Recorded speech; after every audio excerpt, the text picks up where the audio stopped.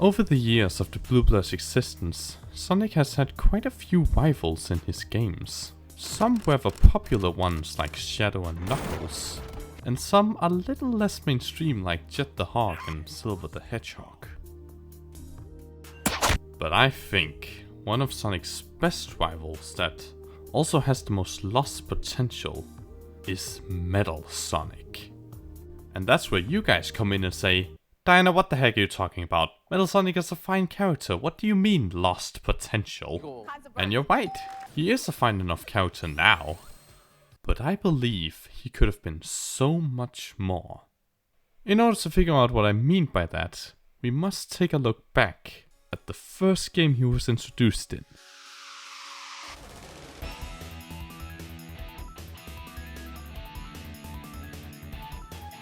Sonic CD is a 2D platformer with a rather simple plot. Sonic sees a small planet named Little Planet, very creative name Sega, being captured by Eggman who wants to do evil stuff to it. So naturally, he has to stop him. Now how he's going to do this is either travel to the past to destroy his machines, gives each zone a good future by the end, or collect the time stones in the special stages, which automatically gives the zones a good future. Whatever the player feels most like doing. In the first zone, we find this pink hedgehog named Amy Rose who's obsessed with the blue blur. Sonic, however, not so much, but he somewhat tolerates her. When you get to the next zone, we see Amy Rose again waiting patiently for Sonic like a simp until suddenly...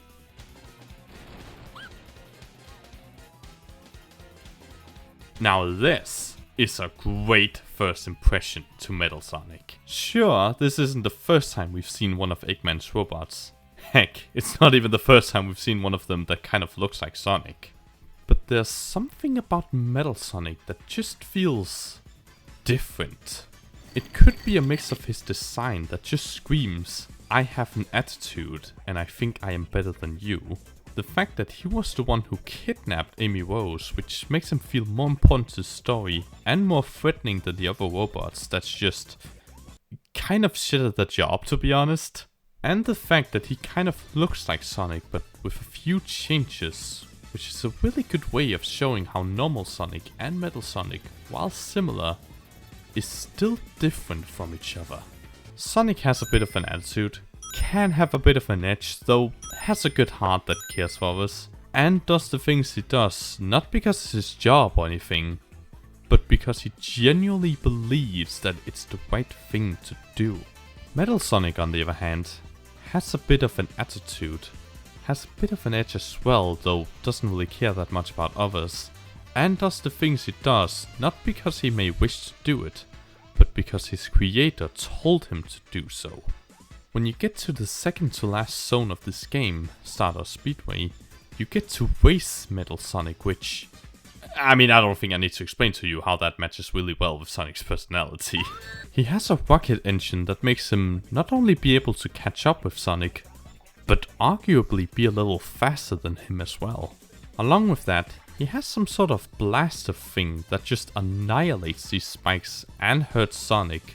Plus Eggman's super laser Death Ray hunting you from left makes for a really great boss fight. All the while, Metal Sonic keeps having this face that says, this is not even a challenge, I can do this with my eyes closed. Until... Metal Sonic loses with this animation that says, no! While Eggman realizes this and just goes, oh. Well, this is awkward. Bye. Afterwards, you save Amy, fight the actual final boss in the next level, save Little Planet, blah blah blah. But this is a really great first impression for the franchise. Having a rather cool design, being rather important to the story, this guy's gotta be in more Sonic games. And Sega agreed. He was in another boss fight in a handheld game called Sonic Triple Trouble, became a whole ass monster in Knuckles' Chaotic, appeared in 2 racing games, had a big role again in an OVA. You might know everything I'm going to do, but that's not going to help you since I know everything you're going to do. Strange, isn't it? He made a little cameo in Sonic Adventure, was a playable character in the sequel's battle modes. Overall, Metal Sonic kind of took over the world a little bit in the mid to late 90s. Though he wouldn't have a bigger role again until the very next game.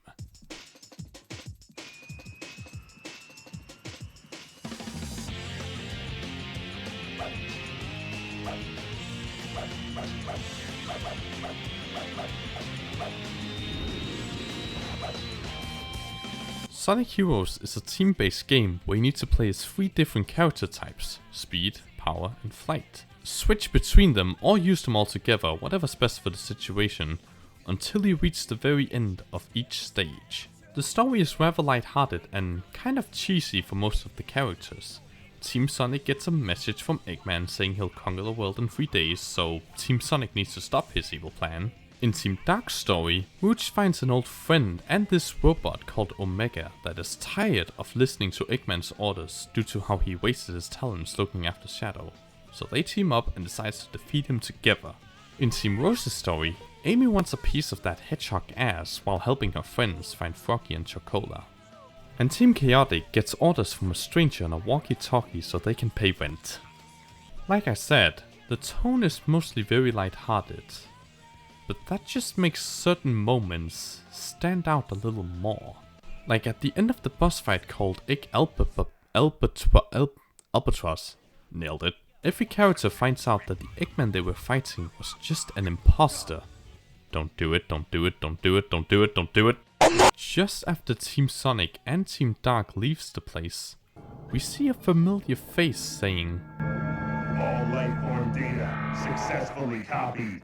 Or, "Ultimate life form data has been copied." Nothing really happens to Team Rose, they just move on to the next mission. But in Team Chaotix, Vector the Crocodile gets suspicious of who the boss's real identity is. By the end of each story, almost every team has a rather happy ending. Team Sonic has finally defeated Eggman, Team Rose have finally found Froggy and Chocola. In Team Dark, Rouge becomes a bit conflicted on whether this Shadow is the real Shadow. For those of you who haven't played the game, don't worry about it. It's not that important. But it's still presented in a rather hopeful way. With Team Chaotix though, they find out that the Eggman they were fighting at the end was also a fake. And figure out that the identity of the guy on the walkie-talkie who was Eggman? What? After beating the shit out of him for not being able to give them the money they were promised, they start asking a very reasonable question. If Eggman was trapped in this room for so long, who were they even fighting to begin with?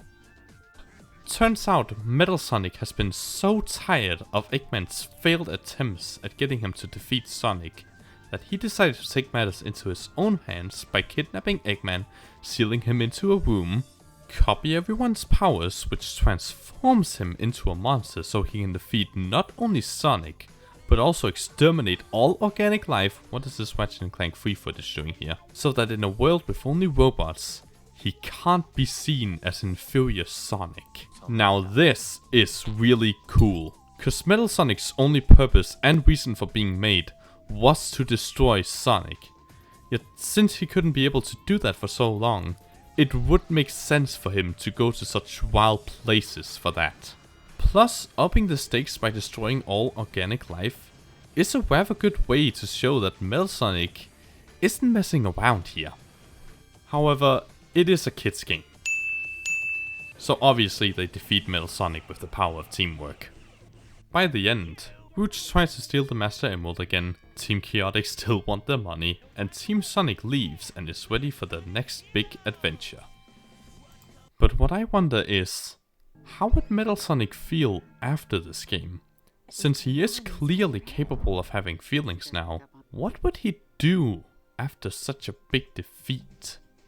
Would he rethink his purpose, join the crew, become even more desperate, or something else entirely? The disappointing answer to that is, he just goes back to being a mindless tool for Eggman. He doesn't even speak anymore. Now he just makes these noises, which honestly doesn't really tell much about him. Some people could think Diana, it's just a robot. Why are you so focused on that? And fair enough, I suppose. But think about a character like Omega. He was built by Eggman to serve one thing and one thing only. To make sure no one got their hands on the kidnapped Shadow. But he got tired of that, so he decided to join Team Dark. Do you really think that Omega would be as popular if he just went back to being Eggman's minion in the very next game? Not saying Metal Sonic necessarily has to follow in those similar footsteps, but I am saying, what if he decided to be more than just Eggman's minion? Wouldn't that be more interesting? That could probably just be me though. Maybe you think him working for Eggman again makes total sense and I won't judge.